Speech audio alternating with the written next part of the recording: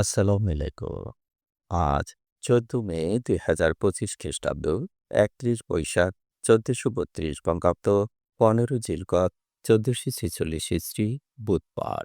সংবাদ পাঠ করছি মনির হোসেন কামাল। প্রথমেই শুনবেন সংবাদ শিরোনাম। ফেসবুক, ইউটিউব সহ আওয়ামী লীগের সব প্ল্যাটফর্ম বন্ধে চিঠি। স্ত্রী সহ ২ মেয়েকে কুপিয়ে যুবকের আত্মহত্যার চেষ্টা, স্ত্রী নিহত। দুমকিতে খেলনা পিস্তলসহ ২ ভুয়া র‍্যাব আটক। মাদ্রাসার শিক্ষার্থীকে হত্যা, শিক্ষক গ্রেপ্তার। সাম্য হত্যায় ৩ জন আটক। কলাপাড়ায় ২৮ মণ সামুদ্রিক মাছ জব্দের। সেমিফাইনালে নেপালের মুখোমুখি বাংলাদেশ। মাইকিংয়ে রেকর্ড করা হয় লোকবেতারে। শুনলেন সংবাদ শিরোনাম, এবার বিস্তারিত। আওয়ামী লীগ ও তার অঙ্গ সংগঠনের কার্যক্রম নিষিদ্ধ করেছে সরকার। সোমবার বিকেলে এক প্রজ্ঞাপন জারি করে স্বরাষ্ট্র মন্ত্রণালয়ের জননিরাপত্তা বিভাগ এবার সরকারের পক্ষ থেকে বাংলাদেশ আওয়ামী লীগ ও এর সব অঙ্গ সংগঠন, সহযোগী সংগঠন ও ভ্রাতৃপ্রতিম সংগঠনের অনলাইন প্ল্যাটফর্মগুলো বন্ধে পদক্ষেপ নেওয়া শুরু হয়েছে।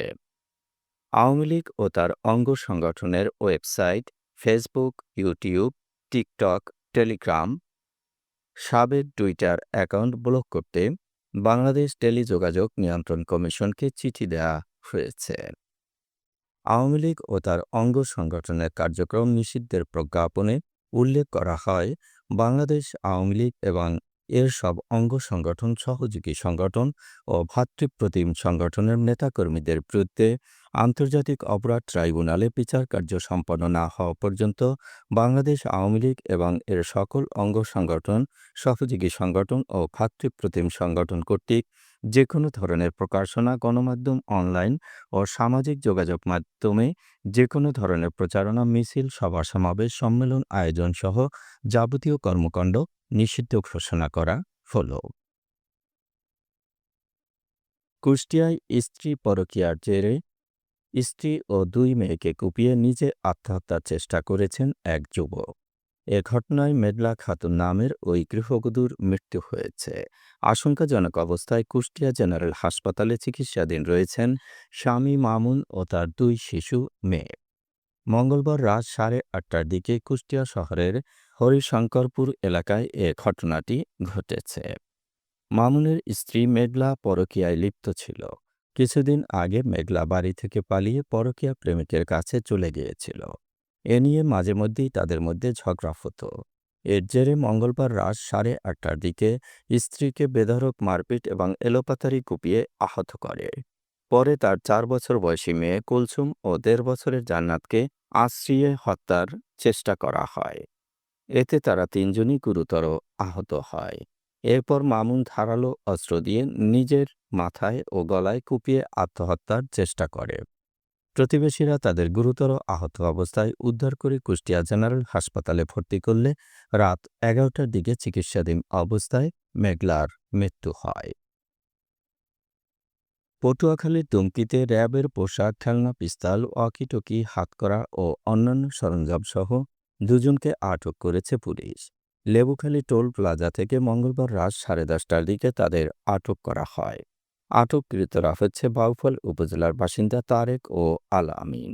বরিশাল থেকে পটুয়াখালীগামী একটি মাইক্রোবাসে ৫ থেকে ৭ জন যাত্রী ছিলেন।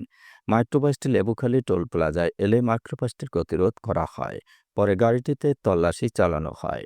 এ সময় একটি ব্যাগ থেকে র‍্যাবের পোশাক, ২টি খেলনা পিস্তল, একটি ওয়াকিটকি সেট, মোবাইল ফোন, হাতকড়া ও একটি প্লাস উদ্ধার করা হয়। জিজ্ঞাসাবাদের এক পর্যায়ে চালক গাড়িটি নিয়ে দ্রুত পালিয়ে যায়। তবে পুলিশ ঘটনাস্থল থেকে ২ জনকে আটক করতে সক্ষম হয়।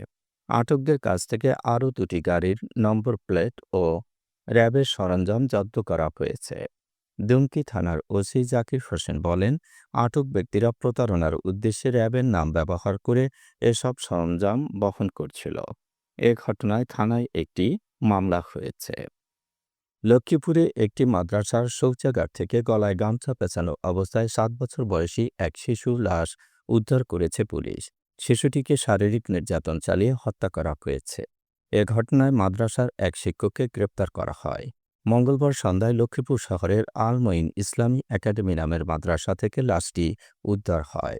রাত ১টার দিকে নিহত শিশুর বাবা বাদী হয়ে থানায় মামলা করেন। নিহত শিশুর নাম সানিম হোসেন। সে লক্ষ্মীপুর জেলার রায়পুর উপজেলার চরবংশীর কুশিয়া এলাকার হুমায়ুন মাতব্বরের ছেলে। আটক শিক্ষকের নাম মাহমুদুর রহমান।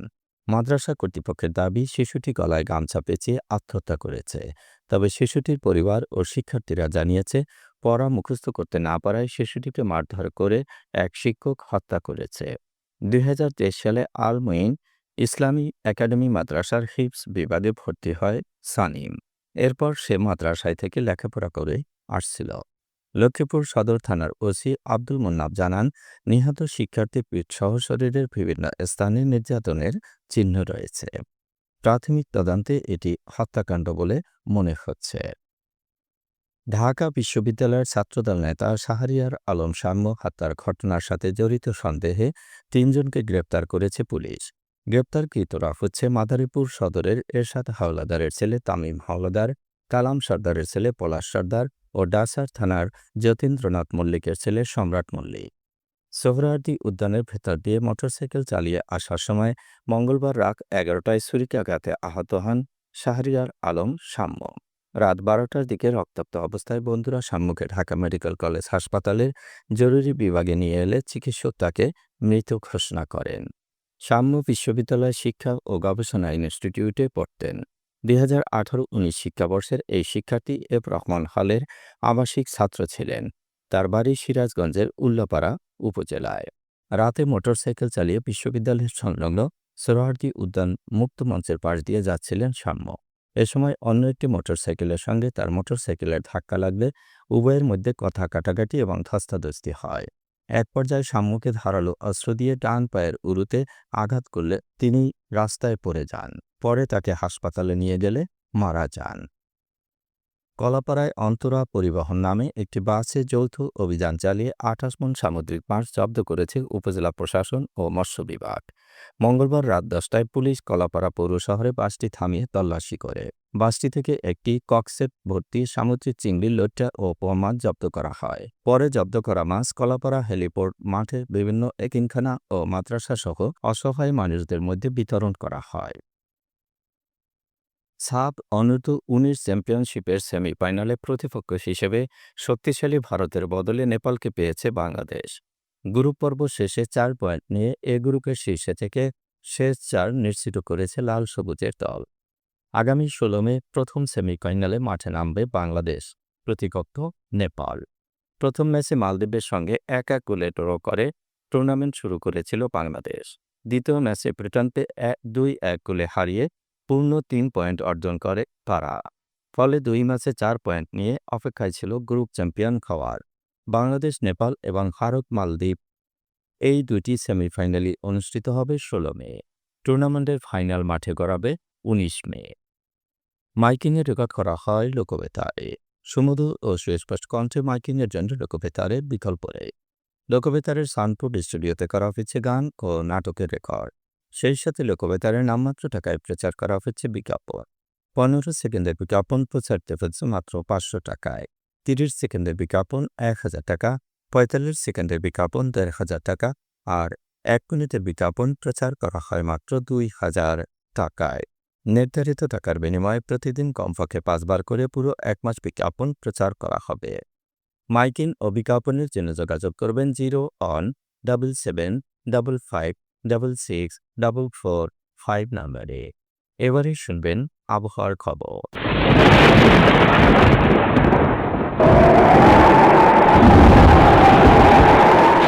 পশ্চিমা লঘুচাপের বর্ধিত অংশ পশ্চিমবঙ্গ এবং তার আশপাশের এলাকায় অবস্থান করছে। মৌসুমের স্বাভাবিক লঘুচাপ দক্ষিণ বঙ্গোপসাগরে অবস্থান করছে। সারা দেশে দিন ও রাতের তাপমাত্রা একরকমই থাকতে পারে। রংপুর, রাজশাহী, ঢাকা, ময়মনসিংহ, খুলনা, বরিশাল, চট্টগ্রাম ও সিলেট বিভাগের অনেক জায়গায় অস্থায়ীভাবে দমকা পাওয়া সহ বৃষ্টি বা বজ্রসহ বৃষ্টি হতে পারে। সারা দেশে দিন ও রাতের তাপমাত্রা সামান্য বাড়তে পারে। আজ দেশের সর্বোচ্চ তাপমাত্রা ছিল চুয়াডাঙ্গায় 38.7 ডিগ্রি সেলসিয়াস এবং সর্বনিম্ন তাপমাত্রা ছিল সিলেটে 21.6 ডিগ্রি সেলসিয়াস। বরগুনার সর্বোচ্চ তাপমাত্রা 36 ডিগ্রি সেলসিয়াস, সর্বনিম্ন 28.6 ডিগ্রি সেলসিয়াস। আগামীকাল সূর্যোদয় হবে ভোর 5টা 18 মিনিটে। সংবাদ শেষ করার আগে শিরোনামগুলো আবার পড়ছি। ফেসবুক, ইউটিউব সহ আওয়ামী লীগের সব প্ল্যাটফর্ম বন্ধে চিঠি।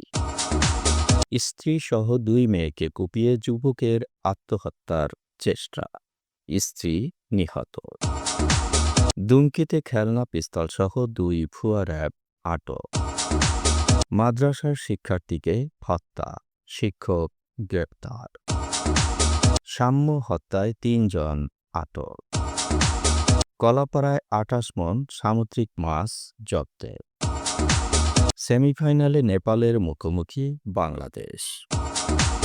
মাইকিংয়ে রেকর্ড করা হয় লোকবেতারে। সংবাদ শেষ করার আগে জানিয়ে দিচ্ছি লোকবেতারের সংবাদ জানানোর মোবাইল নম্বর। আপনার এলাকার গুরুত্বপূর্ণ সংবাদ জানাতে ফোন করুন 0177556644 নম্বরে। আর লোকবেতারের সাথে যুক্ত হয়ে গান শুনতে চাইলে SMS করুন 01782973478 নম্বরে।